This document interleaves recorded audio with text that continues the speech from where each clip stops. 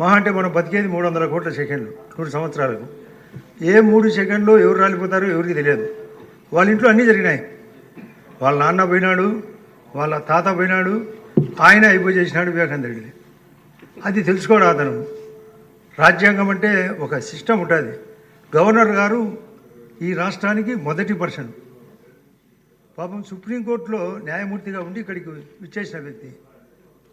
అసలు మోడీ గారి యొక్క నిర్మలమ్మ ఆధ్వర్యంలో పెట్టిన బడ్జెట్ను బేస్ చేసుకొని, మనం పయ్యావుల కేశవ గారు పెట్టిన బడ్జెట్ను బేస్ చేసుకొని, రాబోయే బడ్జెట్ను బేస్ చేసుకొని అన్ని విషయాలు మీ పేరుతో కలిగిన రఘురామ్ రాజన్ గారు ఒక విశేషంగా చెప్పినాడు మోడీ గారిని గురించి. అధ్యక్ష, అసలు ఎవరైతే ఈ దేశ రాజ్యాంగాన్ని కాపాడాలా, విదేశాలతో సఖ్యతగా ఉండాలా, జీడిపి పెంచాలా, ద్రవ్యోల్బణం తగ్గియాలా, ఆస్తుల కల్పన చేయాలా, వసతుల కల్పన ద్వారా నక్సలిజాన్ని టెర్రరిజాన్ని తగ్గియాలా. ఏదో పండుగ అని ఒక సినిమాలో ఉంది అధ్యక్ష, ఎవరైతే దెబ్బ కొడితే దిమ్మ తిరిగి మైండ్ బ్లాక్ అవుతుందో వాడే పండుగాడని.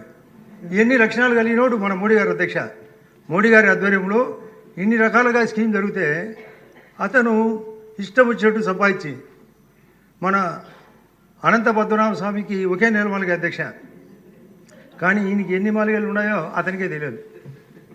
అంటే మన బడ్జెట్ను అందరూ ప్రశంసిస్తారు. ఇంతనా బడ్జెట్. ఆ పక్కనుండే సిద్ధరామయ్య గారు, స్టాలిన్ గారు ప్లస్ రేవంత్ రెడ్డి గారు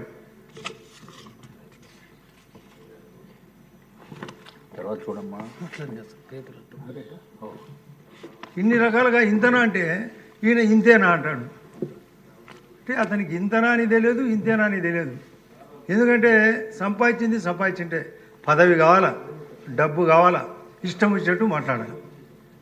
ఇటువంటి క్యారెక్టరు మనకు ధన్యవాదం తెలిపాలని మేము ఆలోచిస్తుంటే ఆయన అపవాదం కలిగించినాడు. విశేషం బదులు విషయం కక్కినాడు. ఇటువంటి వ్యక్తులు